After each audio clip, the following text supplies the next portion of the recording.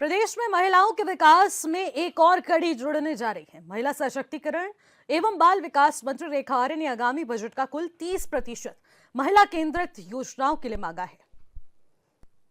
नमस्कार, आप देख रहे हैं क्वेश्चन आवर और मैं हूं आपके साथ निशि भाटिया। प्रदेश में बीजेपी की सरकार सत्ता में है, जो कि सबका साथ सबका विकास की बात करती है और खासकर महिलाओं के विकास की बात की जाती है। इसी क्रम में महिलाओं को सही अर्थों में सशक्त बनाने और आर्थिक सामाजिक रूप से उनके हाथ मजबूत करने के लिए महिला सशक्तिकरण एवं बाल विकास मंत्री रेखा आर्य ने प्रदेश के बजट का 30% महिलाओं के लिए आरक्षित करने का सुझाव दिया है, जो पिछले 5 सालों से लगातार जेंडर बजट के तहत बढ़ाया जा रहा है।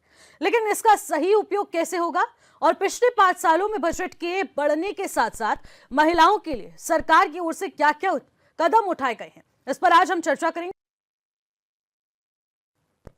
तो जिस तरीके से कैबिनेट मंत्री रेखा आर्य ने यह बात कही है और एक पत्र भी लिखा है, महिलाओं के लिए बजट का 30% आरक्षित हो, हर विभाग में 30% आवंटन महिलाओं के लिए सुनिश्चित किया जाए और इसके साथ हाथ मजबूत करने के लिए अब धन की ज्यादा आवश्यकता यहां पर है। पिछले 5 सालों में हर बार जेंडर बजट को बढ़ाया गया, मंत्री की ओर से कहा गया।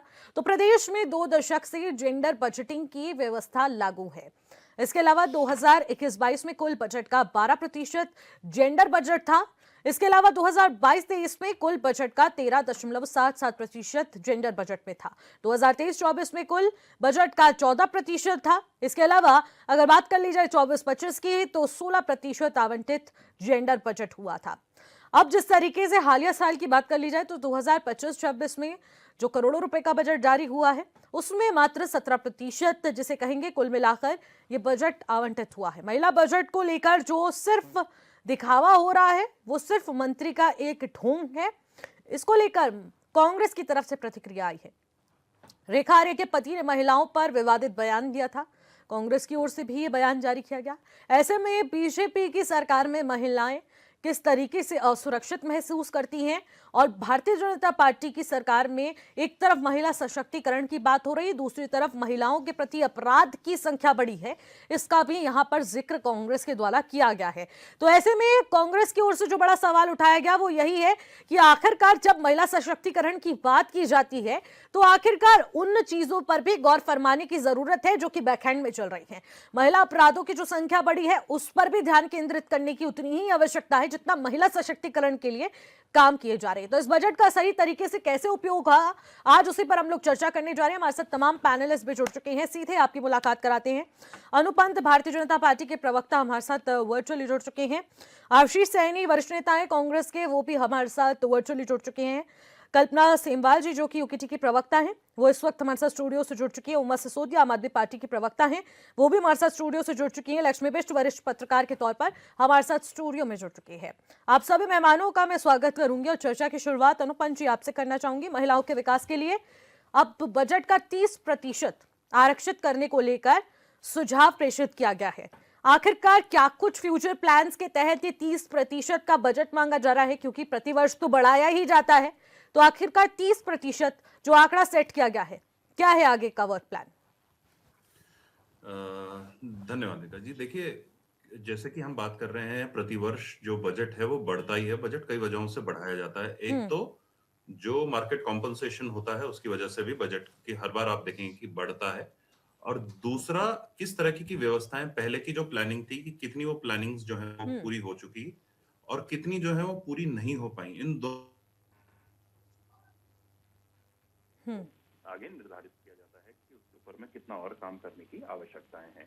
फिर किस तरह की प्लानिंग, नई कौन कौन सी चीजों के ऊपर कोई नए आयाम खुलेंगे या कोई और नई रिक्वायरमेंट्स होंगी। मैं उसका एक छोटा सा एग्जांपल यहाँ पर देना चाहता हूँ। देखिए कि जैसे कि पिछले अगर हम बात करेंगे 2024 टू 2025 का, तो उस समय की अगर आप बजट का देखेंगे तो उस समय क्या था कि जो ग्रॉस बजट था उसमें भी जो विमेन के लिए जो अलग से बजटरी की गई थी उसमें भी बढ़ोतरी की गई थी, और उसके बाद साल दर साल हर बार विमेन के लिए हर बार जो है वो बजट जो 89,000 करोड़ का जो बजट आया उसमें भी विमेन के लिए अलग से एक अलोकेटेड सेक्टर था।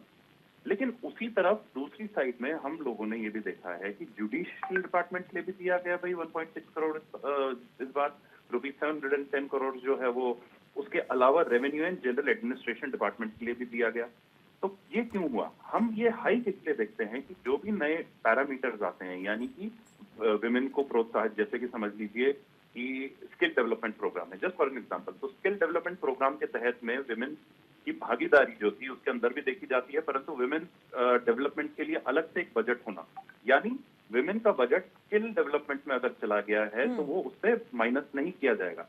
तो उससे ये दर्शाता है कि हम ये देख रहे हैं कि भागीदारी जितनी हम चाह रहे थे उतनी अभी उतनी भागीदारी नहीं है, या उसमें उतना वैक्यूम है, उतनी पॉसिबिलिटीज और हैं। तो उस पॉसिबिलिटीज को कहीं पे उसके लिए रुकाव ना हो, इसके लिए 16961 जो हमारा जो बजट है वो बीजेपी की सरकार ने इस बार अलोकेट किया, बहुत सोच समझ के किया गया है, और इसके साथ में नई अपॉर्चुनिटीज कहीं मरे नहीं, नई अपॉर्चुनिटीज के जो रास्ते हैं वो खुले रहें, इसको ध्यान में रखते हुए ये बजटरी की गई है।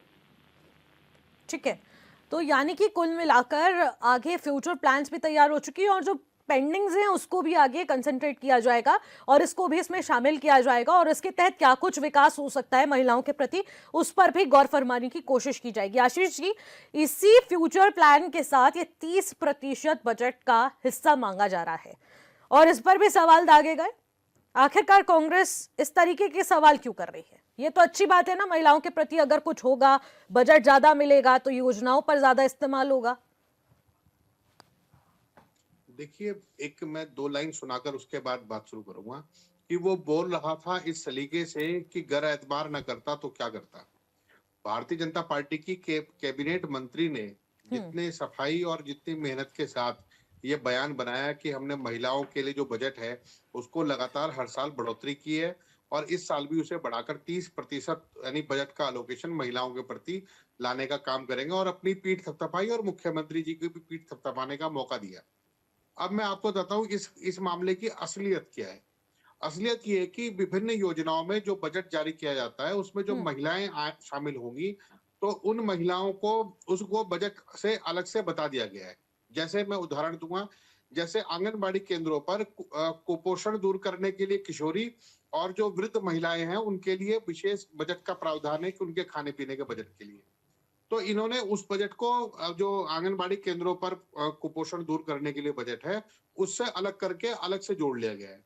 आपने आंगनबाड़ी कार्यकर्त्री के को जो सैलरी देते हैं उसको भी उसी बजट में जोड़ दिया और आपने क्या किया कि जैसे स्किल डेवलपमेंट का काम है, स्किल डेवलपमेंट का काम यदि कहीं हो रहा है, वैसे तो हो नहीं रहा है, लेकिन यदि कहीं हो रहा है तो उसमें महिलाओं को अलग से गिनती कर ली गई और उनको कह दिया गया कि हमने जेंडर बजट जारी किया है। मैं आपको गारंटी देके कह सकता हूँ कि केवल महिला के लिए कोई विशेष बजट अलग से आंगनबाड़ी केंद्रों की मैं 2 योजनाएं बता रहा हूँ, किशोरी और वृद्ध महिला के लिए, इसके अलावा एक भी काम, एक भी बजट, एक भी चीज जारी नहीं की गई है। जैसे राशन कार्ड है, राशन कार्ड में परिवार की मुखिया महिला को माना गया है तो इन्होंने उसे जेंडर बजट घोषित कर दिया। जैसे स्कूल में टीचर्स का अपॉइंटमेंट है, उसमें महिलाओं का अपॉइंटमेंट है तो उसे बोल दे कि हमने महिलाओं के लिए अपॉइंटमेंट कर दिया है। तो ये दरअसल सरकार ने एग्जैक्टली कोई प्लान नहीं बनाया, केवल उस बजट का जो अलोकेशन यदि वो महिलाओं के नाम हो रहा है तो उसको दिखा दिया गया कि देखो हमने महिलाओं के लिए किया है। ये आंकड़ों की बाजीगरी और भ्रम फैलाने का एकमात्र माध्यम है।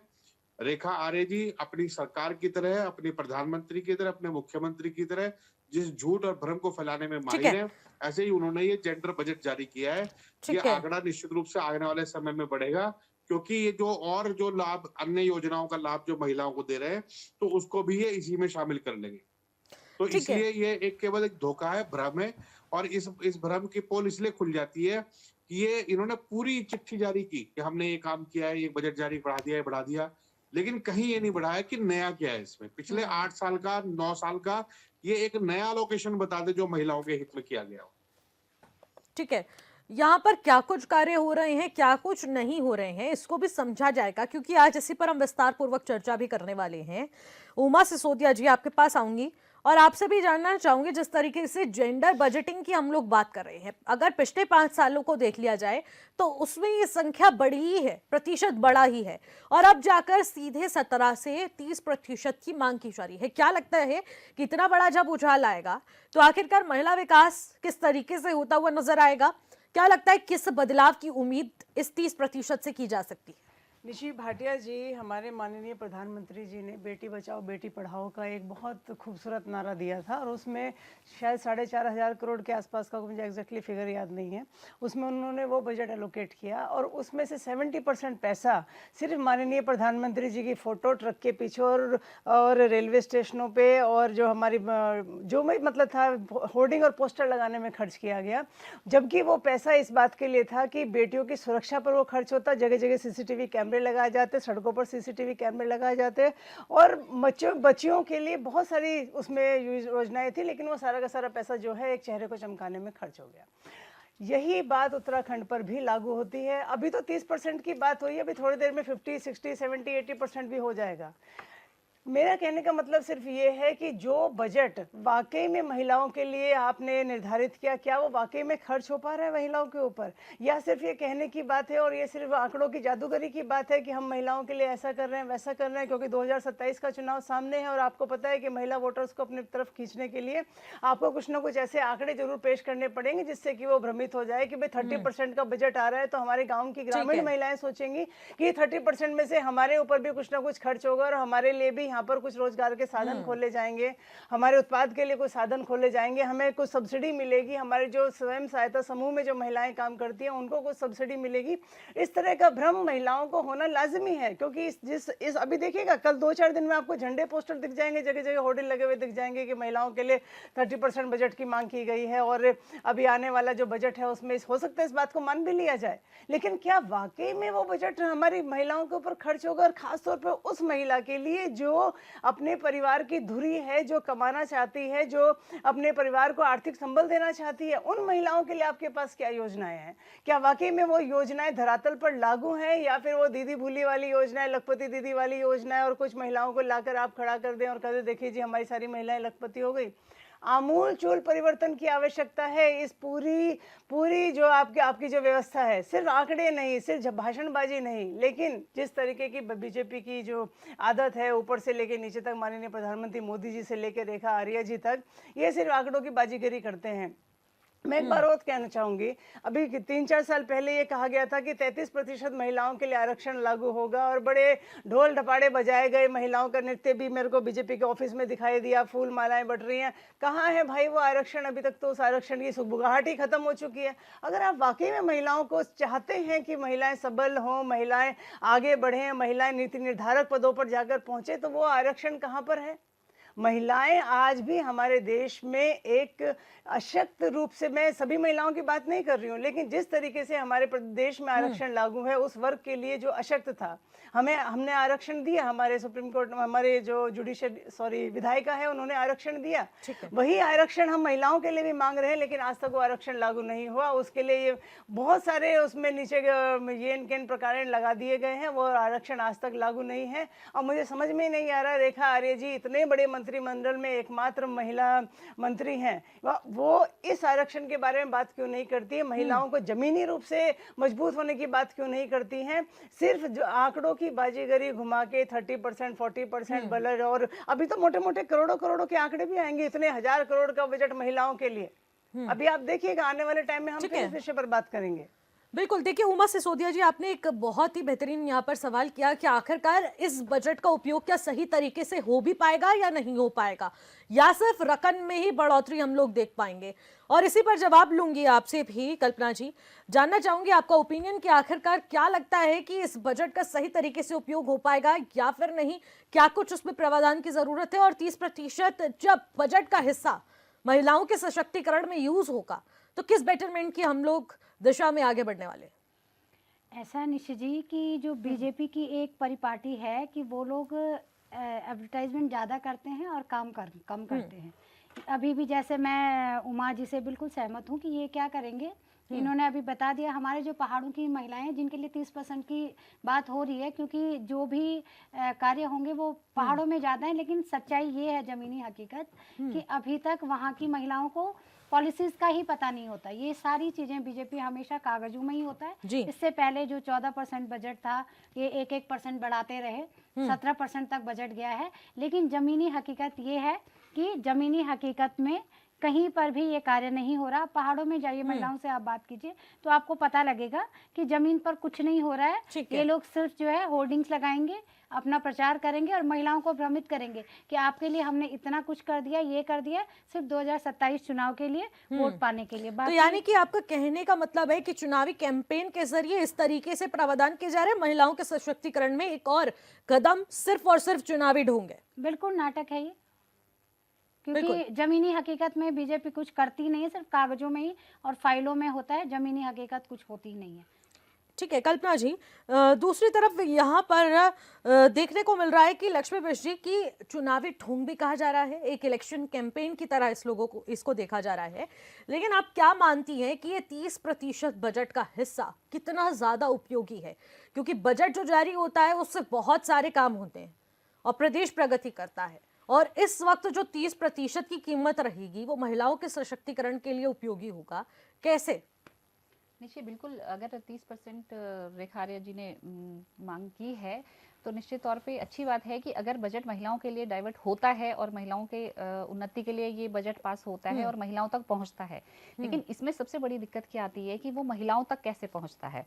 आप कितनी सरकार केंद्र से भी योजनाएं हैं और हमारी प्रदेश की भी योजनाएं हैं, लेकिन आप अगर गांव में कहीं जाके दूरस्थ जगह जाएंगे, इवन दूर भी नहीं जाएंगे, अपने आसपास भी देखेंगे, तो आप ये देखेंगे कि कितनी महिलाओं को उन योजनाओं के बारे में ही नहीं पता होगा। मैं एज ए पत्रकार यहाँ पे बैठी हूँ, लेकिन जितनी सारी योजनाएं हैं चल रही हैं, मुझे खुद नहीं उनके बारे में पता है और मैं समझती हूँ कि किसी को भी नहीं पता होगा। क्यों? क्योंकि प्रचार प्रसार में एक सबसे बड़ी जो खामी है कि वो प्रचार प्रसार प्रॉपर तरीके से नहीं होता है।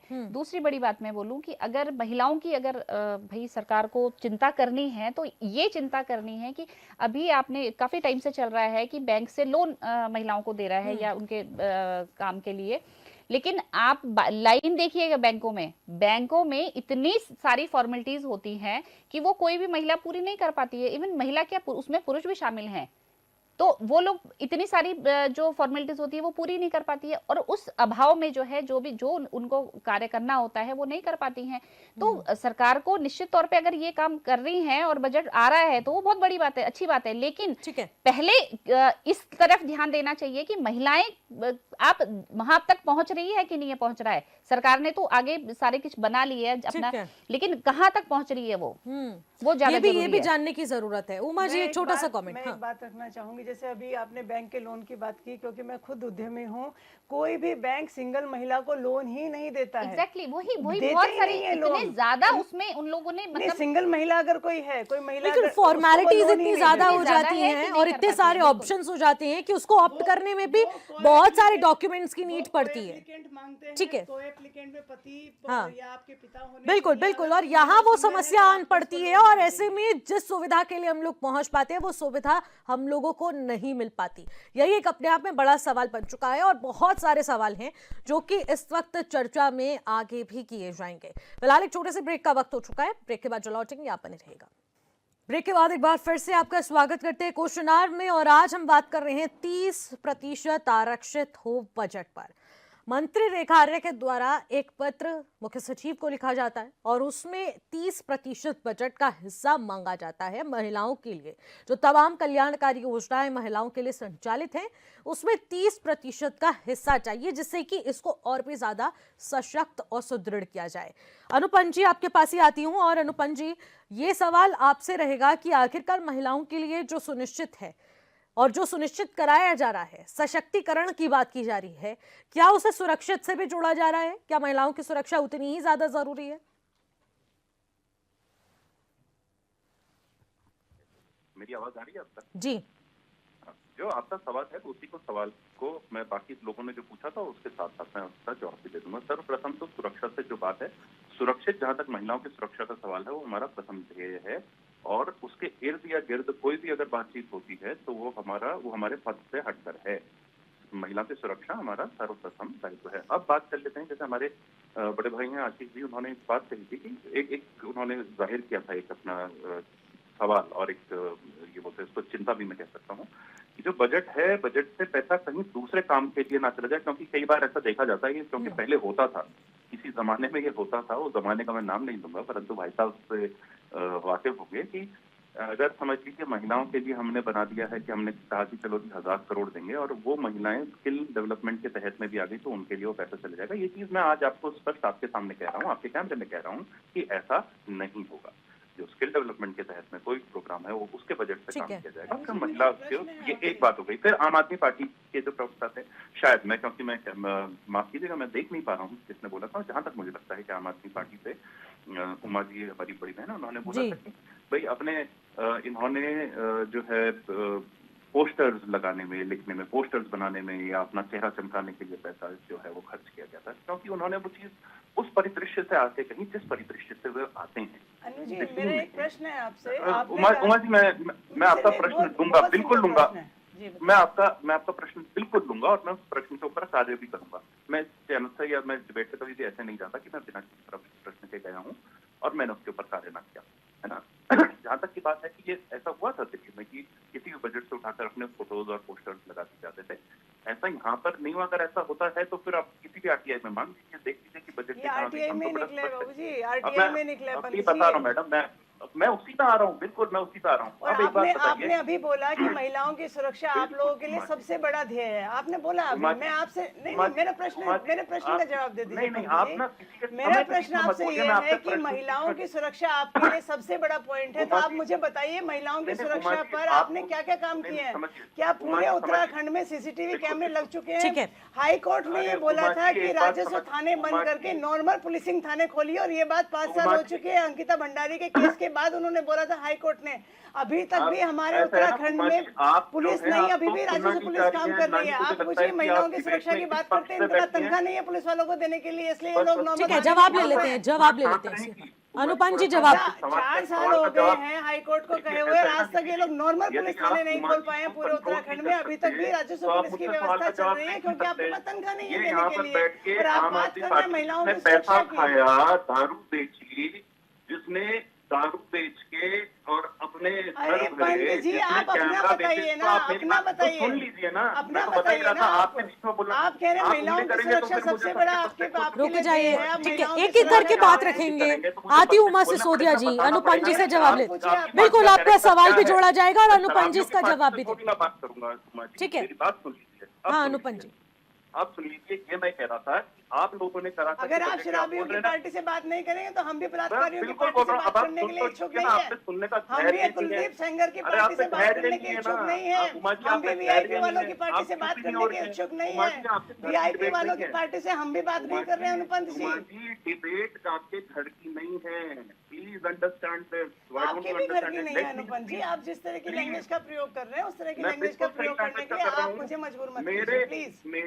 मेरे इस प्रतिभाषण से यदि कोई भी असंसदीय शब्द हुआ हो तो बता दीजिए, या प्रूव ना हुआ हो तो बता दीजिएगा। और अब मैं अपनी बात पहले खत्म कर दूं। आपने ये भी बोला ना कि जो पटवारी सिस्टम से पुलिस सिस्टम पे आने की बात है, आपको पता है वो केस किसने किया था? आपको शायद ये पता नहीं है, वो मेरा ही इंटरवेंशन है, वो मेरा ही केस है मैडम। हाई कोर्ट ने 4 साल वो पहले बोला बोला था सर, आज हाई तक कोर्ट हमारे में पुलिस थाने सुप्रीम नहीं कोर्ट खुल से आया पाए है हैं। ये। आप आपको महिला तो ये भी नहीं सुरक्षा की पता है बात ना ही मैडम, करें तो आपको तो बहुत ये भी बेहतर नहीं है। पता है। देखिए ना, आप तो इतने गैर जिम्मेदाराना बात कर रही हैं। सुप्रीम कोर्ट में इंटरवेंशन डाला था, मैंने ही डाला था। तो कहाँ पर, यानी कि आपकी बात भी आपकी पार्टी में नहीं सुनी जा आप रही, फिर तो वही विपक्ष बात की तो करिए, क्या मेरी सुनी पार्टी जाएगी अलग और भाई? मैं अलग और मेरी पार्टी अलग कैसे हो सकती है? यदि मैं कोई अच्छा काम कर रहा हूँ तो वहीं से तो प्रेरणा आती है। मैं यदि वही मैं कोई कह रही कार्य हूँ, कर रहा यानी कि हूँ, आपको अब मैं भी आपको अब बताता हूँ, सुप्रीम कोर्ट जाना पड़ रहा है अब कोई आप काम बोलने नहीं कराने देंगी के ना, लिए, क्योंकि आपकी आपको पार्टी पता है आपकी आपने नहीं इसमें सुन रही है। झूठ बोला एक है। एक करके, देखिए, एक आज एक की बात करके, आप- एक एक करके। अरे मैडम, अनुपम जी, मेरे टाइम से, ये मेरे टाइम से कट नहीं होना चाहिए, है ना निशि जी के, मेरे टाइम से कट नहीं नहीं, होना बिल्कुल चाहिए। आपको पूरा समय दे रही हूँ क्योंकि मुझे आप ही से सारे जवाबों की उम्मीद है। जी बिल्कुल। अब हाँ। जैसे लास्ट की बात करते हैं, आंगनबाड़ी से मैं बात कर रहा हूँ। 6 महीने से 3 वर्ष के बच्चों को अनुपूरक पोषका प्रतिरक्षण टीका केंद्र ये सब मिलता था। कहते कि किसी को पता नहीं चलता। इनमें से लोग शायद गांव की तरफ जाते नहीं है, हम तो वहीं पर रहते हैं, आपको पता है ना। जब भी वहाँ पर ब्लॉक में मीटिंग्स होती हैं तो उस ब्लॉक की मीटिंग्स के लिए हर गाँव के प्रधान, जिला अध्यक्ष जो होते हैं वो वे लोग, या फिर जो, अब इसमें तो किसी भी पार्टी के हो सकते हैं, ब्लॉक प्रमुख जो होते हैं, जिला प्रमुख जो होते हैं, वे सबके सब लोग लेके जाते हैं, बस भर के जाते हैं और वहाँ पर कार्ड भी बनते हैं, वहाँ पर उनका चेकिंग भी होती है, चेकअप भी होता है, उनकी जो कंप्लेंट होती है, वहाँ पर एसडीएम लेवल तक के भी लोग होते हैं, ब्लॉक प्रमुख तक लेवल के लोग भी होते हैं, और वहाँ पर जो समाज सेवा जो कल्याण समिति है उसके भी लोग होते हैं, और लगभग हर जगह पे होते हैं। वहाँ पे एनिमल हस्बेंड्री के भी होते हैं, वहाँ पर डॉक्टर्स भी होते हैं, वहाँ पर सब होते हैं। अब बात कर लेते हैं किशोरी बालिका योजना, क्या इसके तहत में किसी के पास में या किसी को इसकी इन्फॉर्मेशन नहीं है? अब इसकी इन्फॉर्मेशन कैसे आती है? कुछ जगहों पर तो ब्लॉक और प्रधान के तहत में हम देखते हैं। पंत जी, आपको भी योजनाएं याद नहीं है, आप भी पढ़ के बता रहे हैं। समाज यही हमारा सवाल यही है। देखिए, मेरा सवाल तो यही है कि ये योजनाएं याद नहीं है।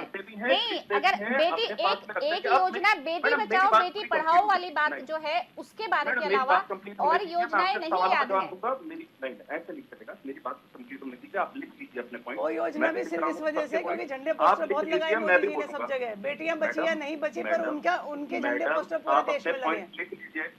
ये ऐसा है ना कि आप आपस में बात मत कीजिए, डिबेट है। पंत जी ग्राउंड मेरे पे टाइम में आपने मत क्या नहीं क्या होगा। काम किए हम वो जानना चाहते हैं। मैं बोल रहा हूँ, आपने ग्राउंड पे क्या क्या काम किए? अनुपंत जी एक देखिए, प्रॉब्लम है कि यहाँ पर हम लोग योजनाएं योजनाओं पढ़ की के बात बोल भी रहे हैं। करेंगे। रुक जाइए, पंत जी, एक ही प्रॉब्लम है कि आप भी योजनाएं पढ़ के, मेरा सवाल तो सिर्फ यही है कि आप भी पढ़ के योजनाएं बता रहे हैं। तो एक आम दूरस्थ जगह जो बैठे एक कोई महिला होगी, उसको ये योजनाएं कैसे याद रहेंगी, आप ये बताइए। ठीक है, वही बता रहा हूँ। प्रॉब्लम ही एक इस चीज में है। निश्चित ही मैं अपनी बात रख सकता हूँ कि नहीं रख सकता हूँ। बिल्कुल अनुपंत जी, आप ये बात जरूर रखिएगा, लेकिन मैं एक सवाल और जोड़ना चाहती हूँ इसी में, और फिर मैं आपसे चाहूंगी कि आप विस्तृत रूप से इसमें बात करें। मैं ये चाहती हूँ कि जिस तरीके की योजनाओं की हम लोग बातचीत कर रहे हैं कि महिलाओं के लिए कौन कौन सी योजनाएं सरकार के द्वारा संचालित हैं, इसकी जानकारी उन महिलाओं को हो जिनके लिए योजनाएं चलाई जा रही हैं। उसके लिए सरकार क्या कार्य कर रही है? क्या योजना बनाना, योजना निकालना, क्या यही सिर्फ सरकार का काम है? उसको किस तरीके से जनता के बीच पहुंचाना है, ये भी उतना जरूरी होता है। दूसरा विषय ये है कि आखिरकार महिला सुरक्षा के लिए सरकार की ओर से क्या कुछ पहले की गई है? महिलाओं की सुरक्षा के लिए क्या सीसीटीवी कैमरे और वो पुलिसिंग की व्यवस्था की गई है या नहीं? निशी जी, मैं आपकी बात बता देता हूँ। हाँ। देखिए, अभी मैंने कुछ समय पहले ही आपके कोर्ट मैंने आप ही के चैनल पे भी बोला था और बाकी चैनल्स में बोला था। देखिए, जहां तक ये बात है, पटवारी सिस्टम जो है वो एक सरकार ने या बीजेपी ने नहीं बनाया था, लेकिन परंतु उसको दूर करने का काम, यानी कि पटवारी सिस्टम में जब हम कंप्लेंट्स करते थे, पटवारी सिस्टम्स में केवल यही की बात नहीं, रेखनी खाल की भी बात है, बीरो खाल की भी बात है, हम बात कर रहे हैं सल्ट की भी बात है, वहां पर भी ये सारी प्रॉब्लम्स आई थी। तो उसके तहत में हमने यही निश्चित किया था कि भाई पटवारी सिस्टम से पुलिस सिस्टम पर ये चीजें आनी चाहिए थी। हमें बजटरीज भी बढ़ानी थी, हमें सारे काम करने थे, परंतु उसमें प्रॉब्लम क्या आ रही थी कि जो प्री एग्जिस्टिंग लॉज थे, जो pre existing channels of working था, उसके तहत ये कार्य हो रहा था। उन्होंने बोला कि भाई अभी इसी हिसाब से काम करो। हमें ये सिद्ध करना आवश्यक था कोर्ट्स में कि हमें नेक्स्ट बजटरी करनी आवश्यक है। हम ऐसे नहीं कर सकते दूसरी पार्टीज की तरह में कि अगर एक किसी चीज के लिए बजट दिया, उसका पैसा उठाओ और किसी और जगह पे डाल दो। तो हमने ये कोर्ट में सिद्ध किया। वो केस मैंने करा, इंटरवेंशन मेरा था, आप चेक कर सकते हैं। उसमें यही चीजें हमने सिद्ध करी है कि patwaris are not capable in order to handle these kind of things. Criminal cases को वो हैंडल नहीं कर सकते। पंत जी, बड़ी हैरानी की बात है, रातों रात मैडम आप फिर बीच में बोल पड़ी है ना, आपको पता ही नहीं है। आपको करने दीजिए, उमा जी आपके पास ही आऊंगी। नहीं, इतना लंबा बता रहे हैं कि हम, इसका मतलब आप लोग इतने निरीह प्राणी हैं, हमारी सरकार कमजोर है कि वो एक काम नहीं कर सकते, उसके लिए आपको इतनी सारी चीजें करनी वो मेरा ही पड़ेगी। टाइम ले जा रही है, मैं क्या बोलूं, इतनी देर तक तो वो लड़ी रही है। पंत जी, आप ये बताइए ना, अगर आपकी सरकार को एक कानून को बनाने के लिए अगर इतनी इस व्यवस्था पर मैं करनी आती हूँ, पड़ेंगी, इस इतनी सारी व्यवस्था पर चीजें मैं करनी आऊंगी, पड़ेंगी, तो दोबारा इसका से मतलब आती आपकी हूँ, सरकार तो बहुत दोबारा कमजोर से है। आती हूँ, लेकिन उससे पहले आशीष जी से कमेंट ले लेती हूँ इस बार। आशीष जी से कमेंट ले लीजिए, क्योंकि उमा जी तो पता नहीं एक पहले कुछ बोल रही है फिर कुछ और में चली जा रही है, पर मैं उनकी भी बात का जवाब दूंगा। जी, मैं ज्यादा लंबी बात नहीं रखूंगा ऋषि जी, मेरा केवल छोटा सा स्टेटमेंट है। मैं एक बात पूछी थी मैंने अपने सवाल में, अनुपम जी ने शायद उसका जवाब नहीं दिया। अभी जो सरकार ने ये जो बजट बढ़ाने की बात कही है रेखा आर्य जी ने, दरअसल विभिन्न योजनाओं जो पहले से चली आ रही है उसमें महिलाओं के बजट को अलग से काउंट कर लिया गया है और उसको लगातार काउंट बढ़ाता जा रहे हैं। जैसे मान लो मैं उदाहरण देता हूँ कि प्रधानमंत्री आवास योजना में यदि इन्होंने महिलाओं को मकान आवंटित किए हैं तो उन्होंने उस बजट को महिला बजट से जोड़ दिया है, जबकि महिलाओं के लिए कोई अलग से बजट की घोषणा की ही नहीं गई है, कोई योजना बनाई ही नहीं गई है, तो बजट कहाँ से आएगा? ऐसी कौन सी योजना है जो पहले नहीं थी और अब शामिल है?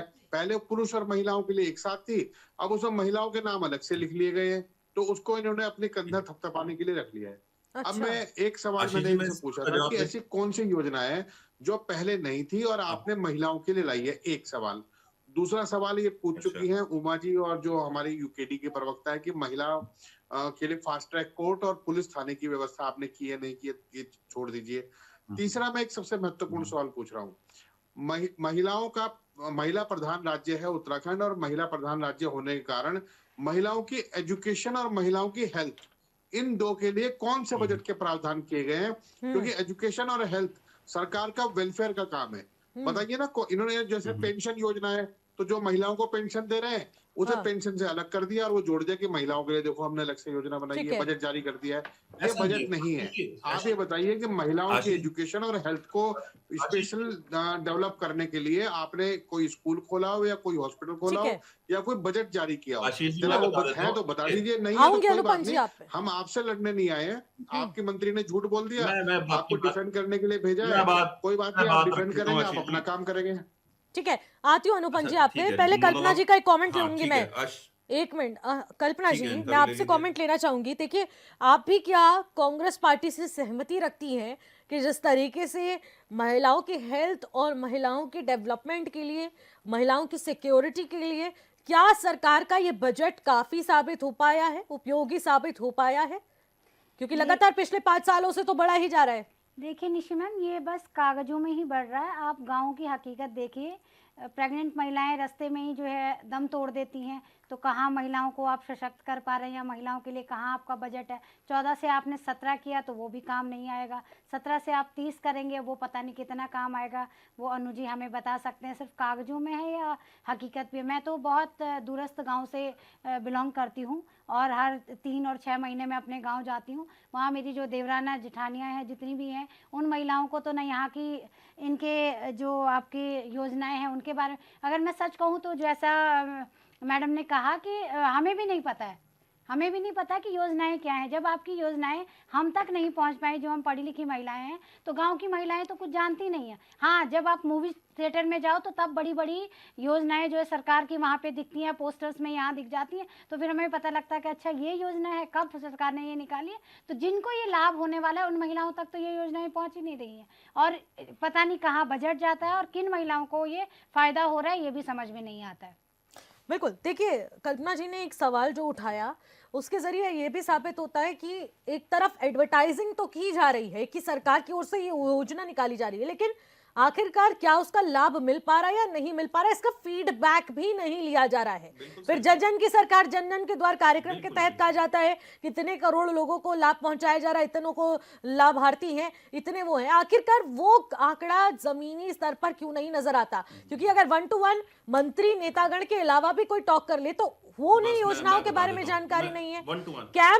कैंप लगाने की कितनी ज्यादा जरूरत है कि योजनाओं की जानकारी ही साफ तौर पर पहले उन्हें दे दी जाए, जिससे तब जाकर उन्हें समझ आए कि उनके लिए क्या कुछ योजनाएं हैं और कैसे वो उसका लाभ ले सकते हैं। एक कैंप तो भाजपा कार्यालय पे भी लगाना पड़ेगा। बिल्कुल मैम, ऐसा है। देखिए ऐसा नहीं है। आशीष भाई, मैं पहले आप ही के सवाल का जवाब दे देता हूँ। आप बोल रहे थे फास्ट ट्रैक कोर्ट्स की बात,